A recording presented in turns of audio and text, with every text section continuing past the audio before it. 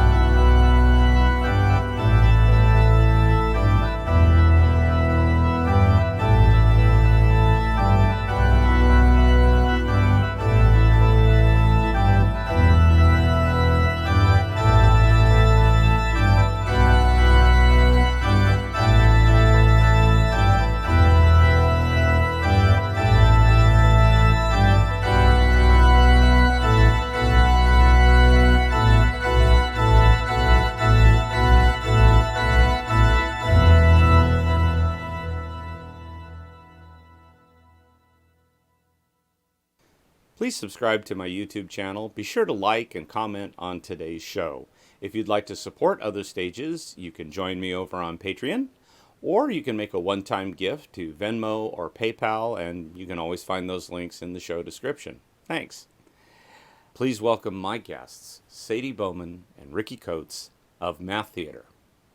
Sadie, Ricky, thank you so much for joining me today, being on the show for the second time. Your last appearance was my previous most watched episode, so I definitely wanted to have you back. So first, why don't you tell us a little bit about Matheater and what it is all about? Yeah, thanks for having us back. Yeah, good to see you, Tony. Matheater is an internationally touring theater company.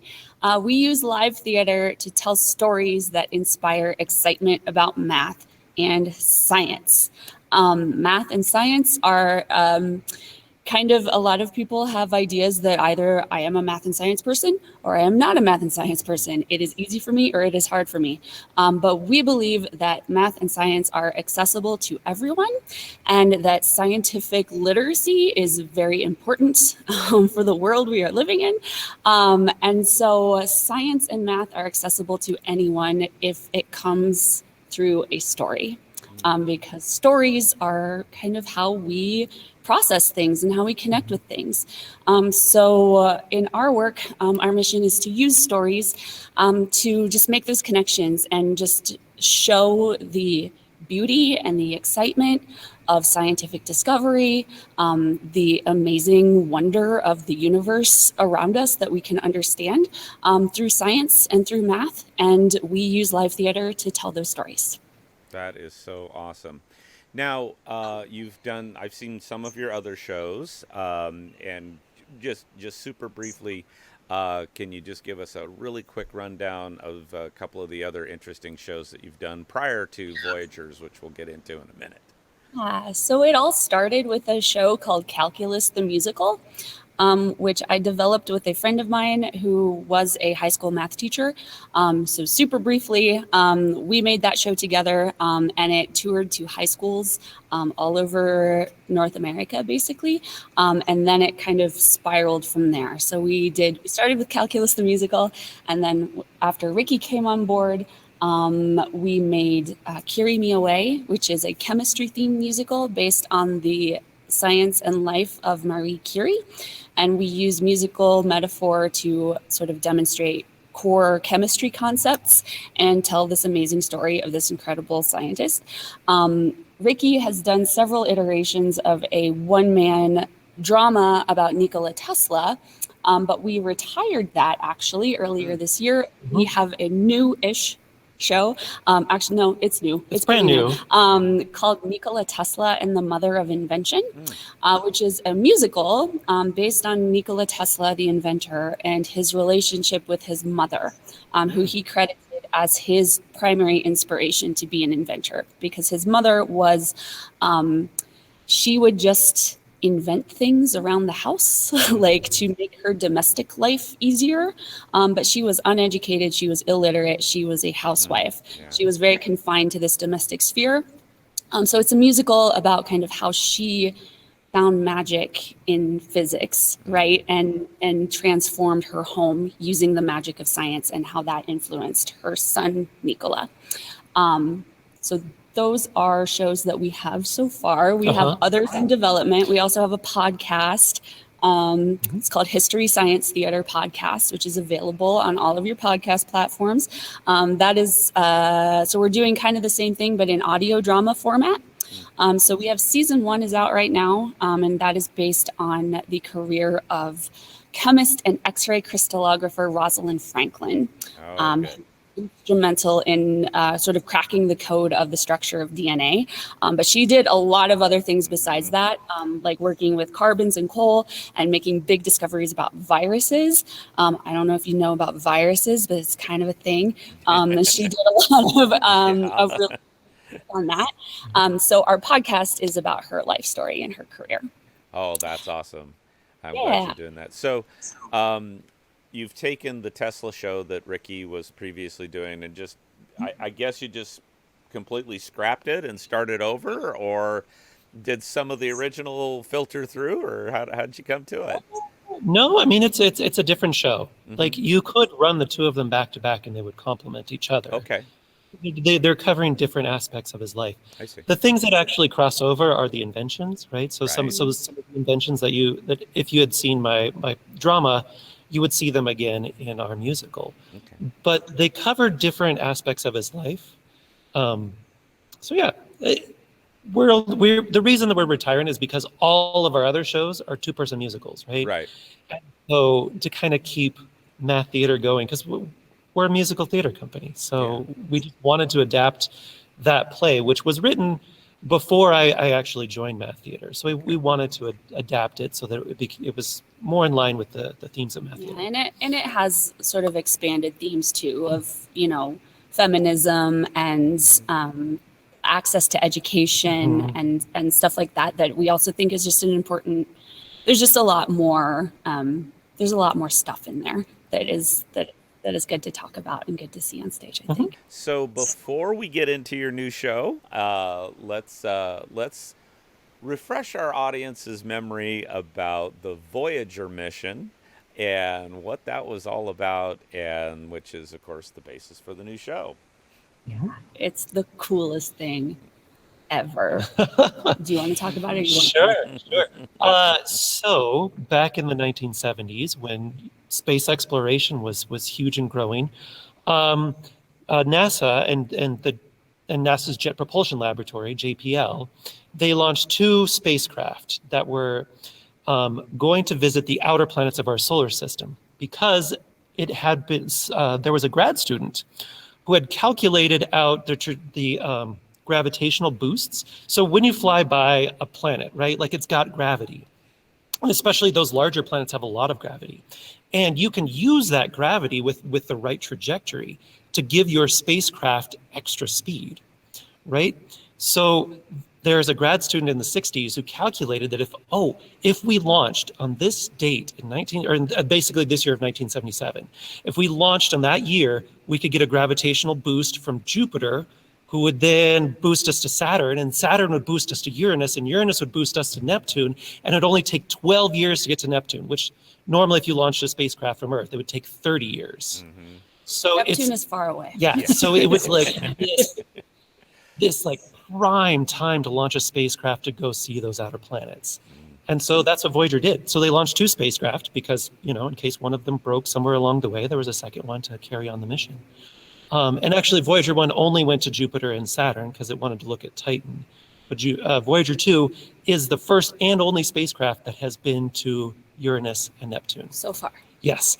And they are still communicating with Earth now. Mm-hmm. All these years later, they have left the heliopause, and they're out like collecting data from interstellar, from space, and still sending data back to Earth.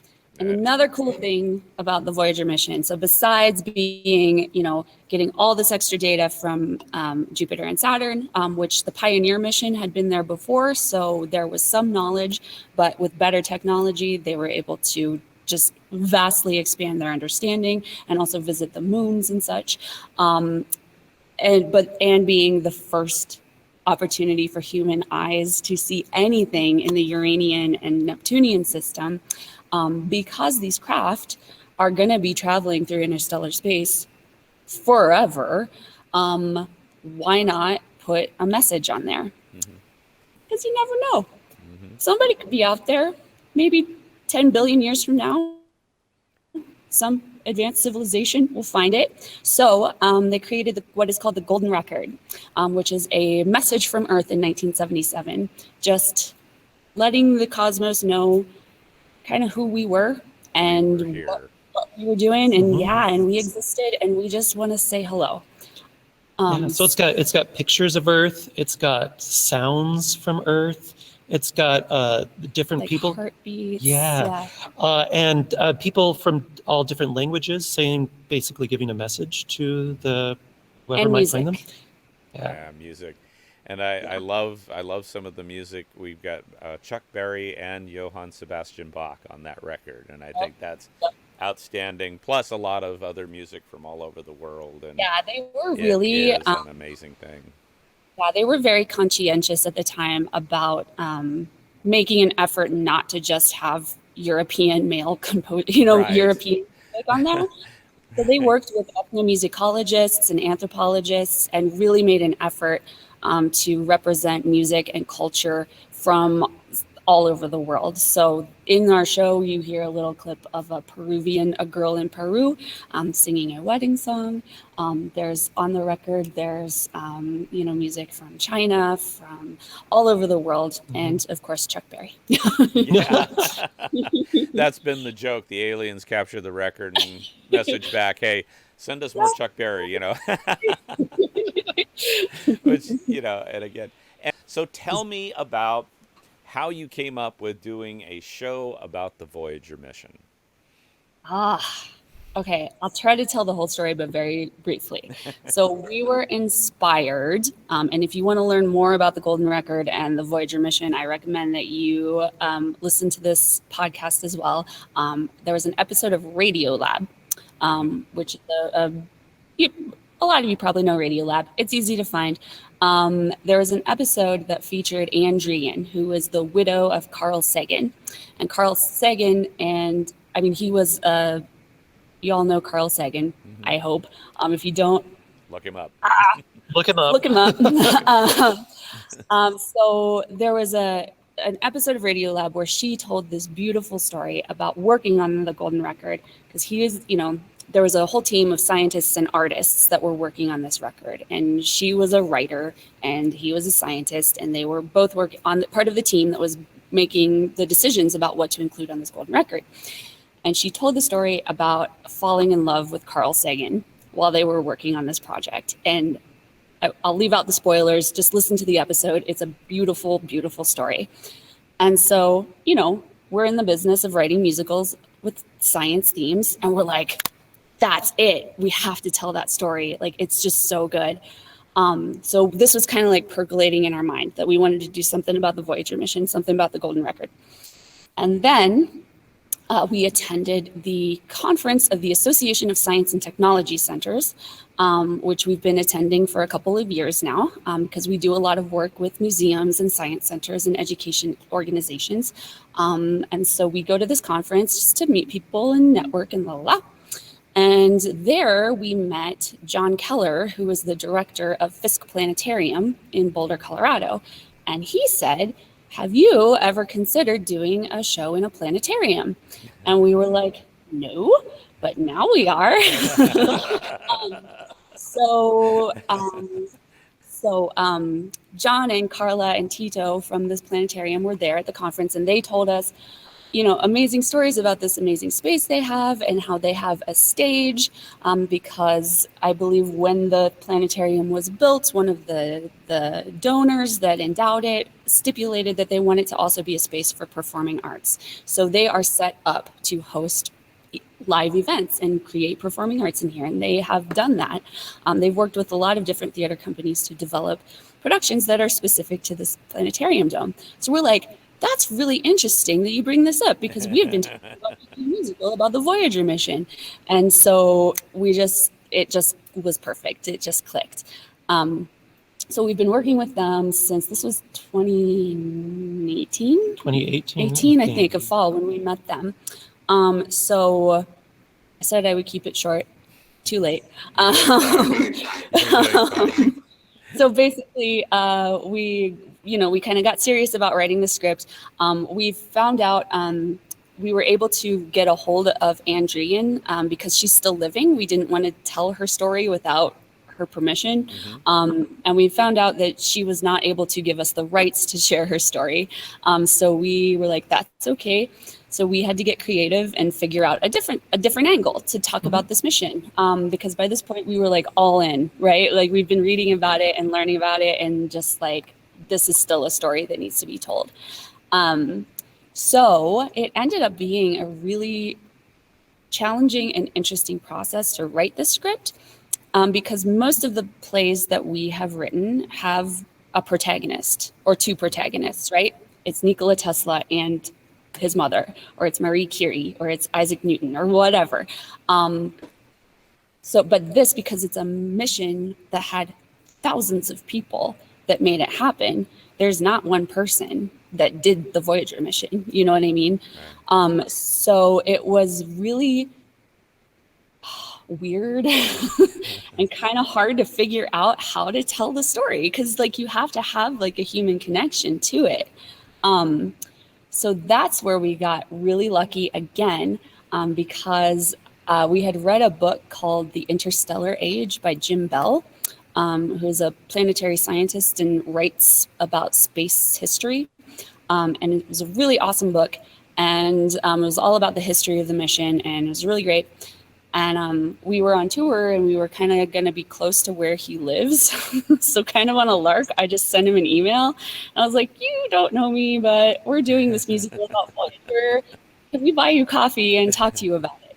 And he wrote me back in like 20 minutes and was like, this is the best email I've gotten all day. Yes, this is awesome. So he was great. Like, we met him and like picked his brain and got all kinds of stories and insights and stuff from him. And then he put us in touch with a bunch of the scientists who were actually on the mission. Oh, neat. We got to interview Dr. Linda Spilker, who was one of the instrument programmers, Charlie Colhase, who was one of the mission planners, who actually sort of plotted out, like did the math to like figure out like what direction to point it in, which is vastly more complicated than I just made it sound. Yeah.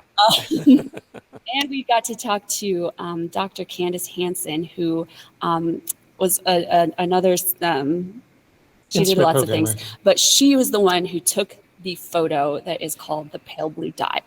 Oh, yes. Dot photo. Yes. So sort of toward the end, like after they had passed by Neptune, they turned the cameras around to take a picture that got all of the planets in our solar system, all of them, in one photo for perspective. And so Earth is in there as this imperceptible little, Carl Sagan described it as a mote of dust floating on a sunbeam, like just tiny. And like it was just like the I just can't even explain it. Like the perspective. It showed up like as one pixel on the camera. I mean, it just because from that distance, and it's not what you would imagine of, you know, just seeing all the planets lined up, because no, you got to like get down to the pixel level to even identify the planets. I mean, because it's so big and so vast and just unimaginably so. We got to talk to the lady who took that picture. Like, so cool. I should just hang out with you guys, you know, like all the time. I mean, because for a space and science geek, that's like, you know, awesome. You know, it felt like we were talking to rock stars. We're like, why are you even talking? But everyone was so nice and so generous, and like we got so many stories, and it was through talking. It was.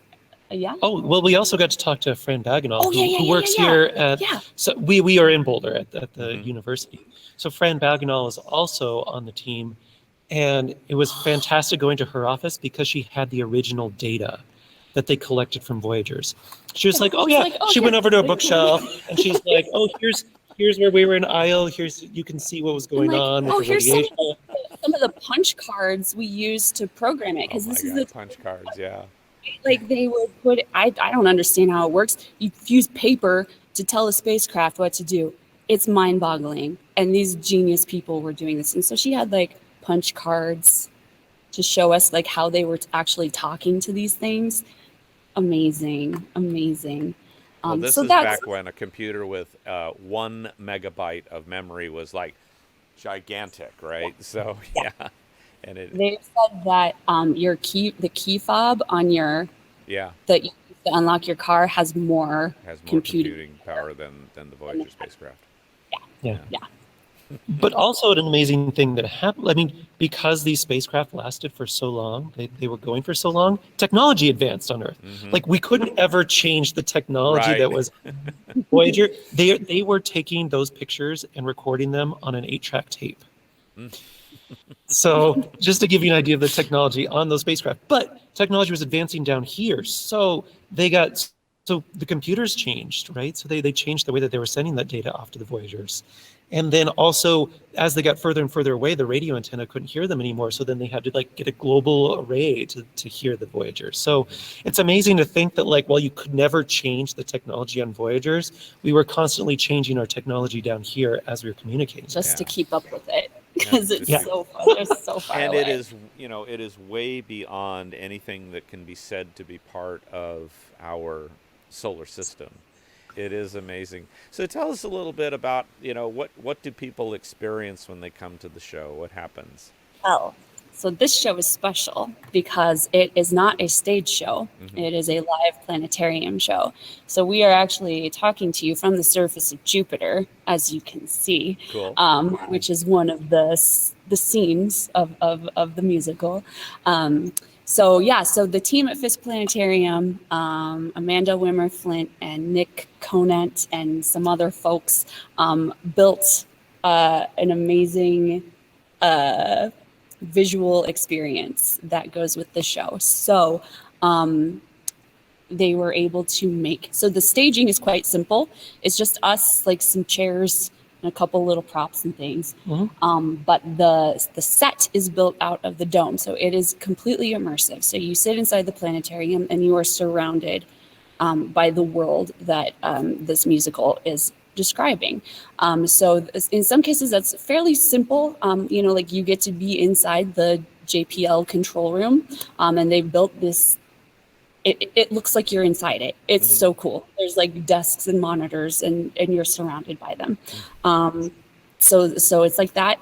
Also, we do flybys of the planets. So when we get to Jupiter, there's a song about Jupiter and they're taking you on this tour of the surface of the planet. And it's really immersive and really dynamic and really kind of overwhelming. It's really awesome. That it's is cool. Like, and just like, preparing it and writing it and creating it also was a totally different experience in that sense, because like we're used to typical limitations of, a proscenium stage or a thrust stage or whatever. And the furniture that we can bring and the visuals that we can create, like analog, right? With our bodies. Well, a little more like a Friends show, right? It's got to fit in the trunk of your car and be shown on soapboxes, right? Anything like in your imagination. But this experience, it is immersive. Like you are surrounded by the visuals and the music goes with like every planet and some of the moons have their own song, and it's like this interactive, like, we're flying around the planet or we're like projected onto the surface of the planet. Like there's this awesome scene where we are in the Neptunian system and they built these amazing animated geysers because Voyager discovered that Triton, which is the biggest moon in the Neptunian system, is like super geologically active, which is not something they expected because it is so far away from the sun, but is it's got like geysers, like, like old, like Yellowstone, right? Only on a moon, like. And not water, because water would be frozen. Yeah. It's nitrogen. And liquid nitrogen, because it's so damn cold. So it's, like this is the space that we're in. I mean, you can't get all of it because it's like a dome. It's the whole, like, but we're like singing about these geysers and they're surrounded by them. Like, it's so awesome. It's so cool. Yeah. How big is this planetarium? How many seats do you have in the area? It's like 200, I think. Okay. 200, 106, I want to say. Yeah. Okay. Lizzie's giving me a thumbs up. Our operator is 206 seats. This is pretty large as far as planetaria go. There's a lot of variation. We've been visiting a lot of planetaria to kind of get a sense, because every time we do it, because this will be a touring show, we're doing the world premiere, which is another long story. The world premiere is happening here at Fisk this weekend. So, by the time you see this, it will be happening probably at the time. It opens on October 22nd till the 31st. But then after that, we can tour it to other planetaria.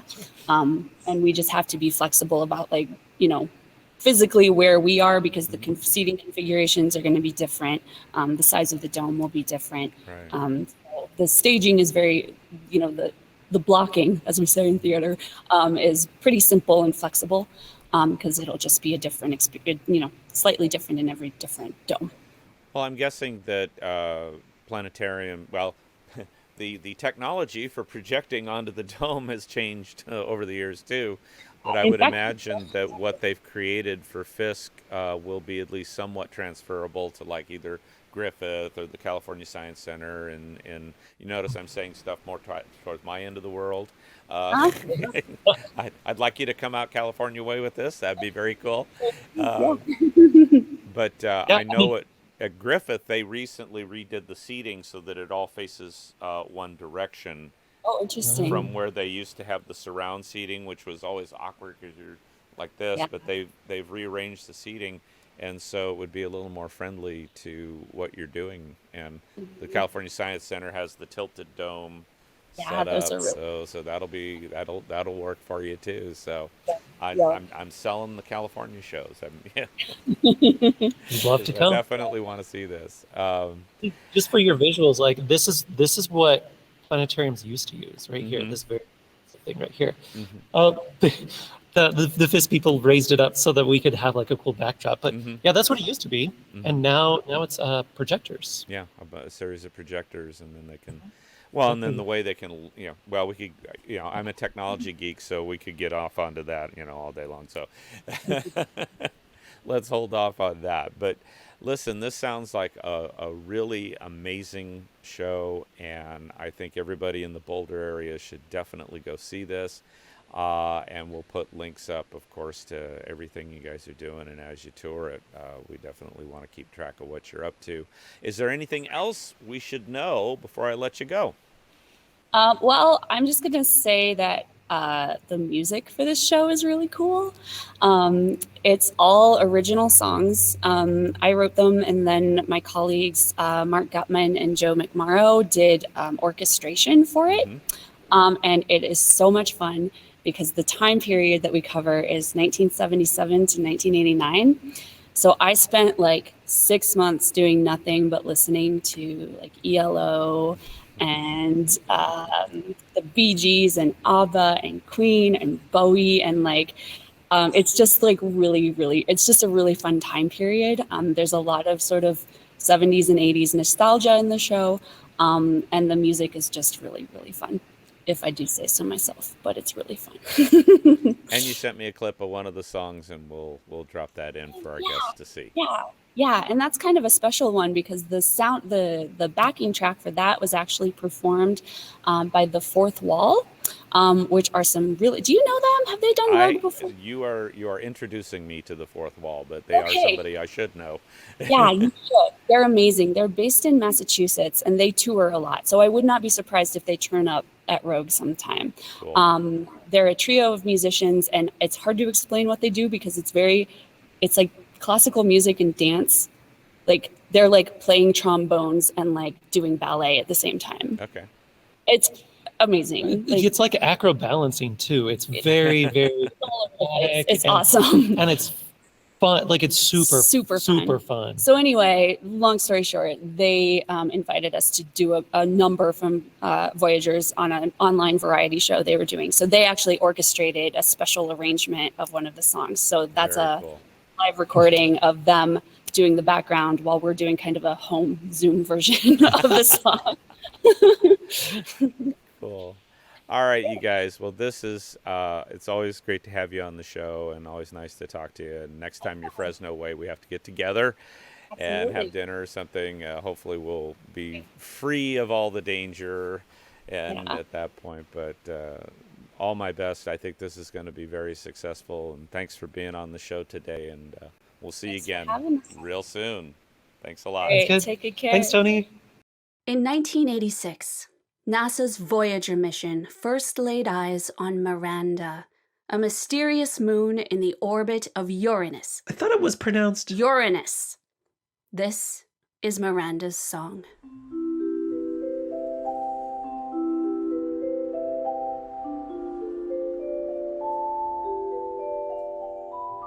Miranda, an icy surface all her own. Miranda, She seems to have a heart of stone, Miranda.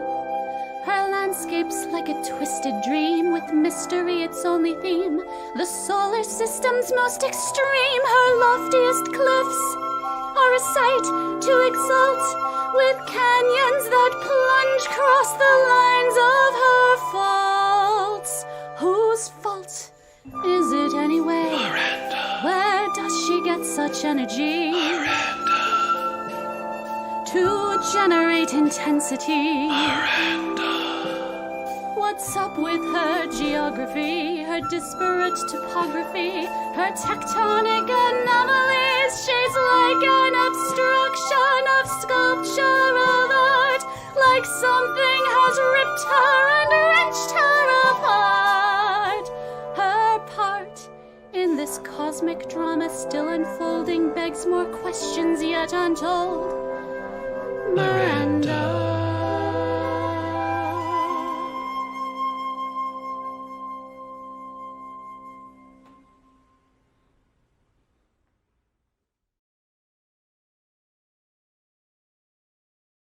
This next musical selection is a recording from last season, and you'll recognize my old Rogers Model 825 that I used to call the Big Organ, and this piece is called Exosphere.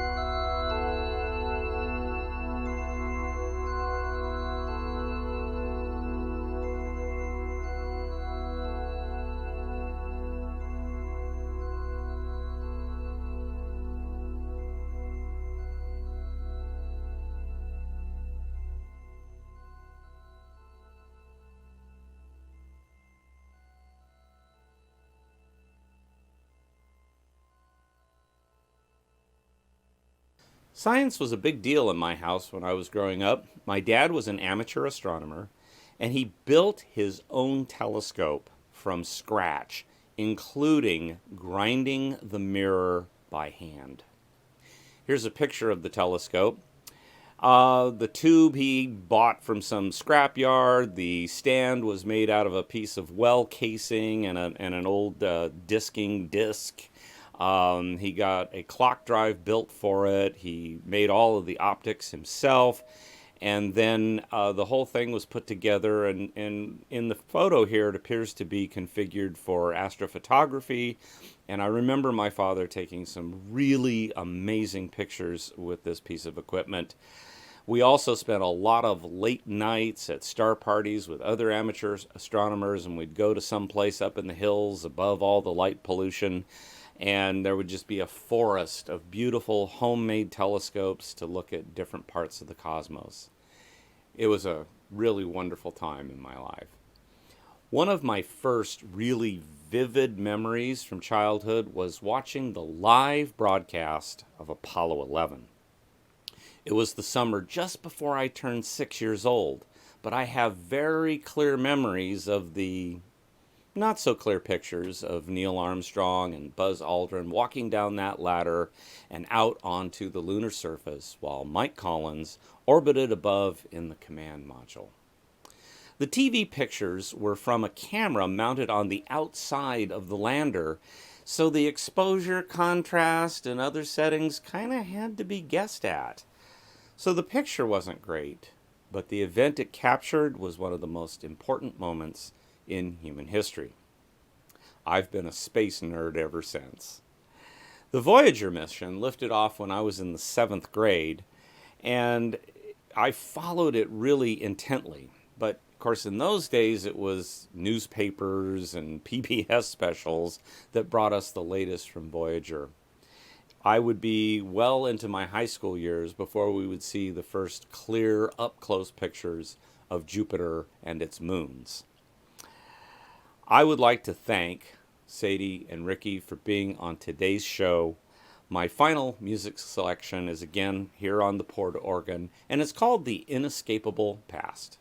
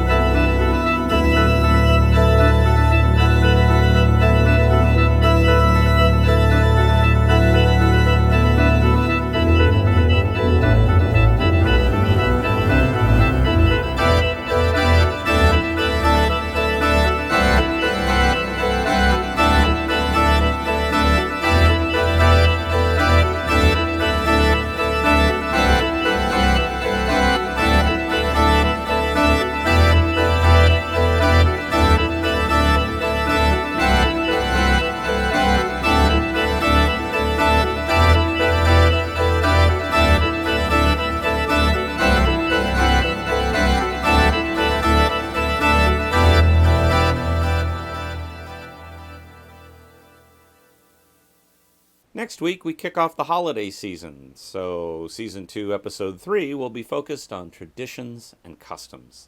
Thank you for joining me today, and come on back next week.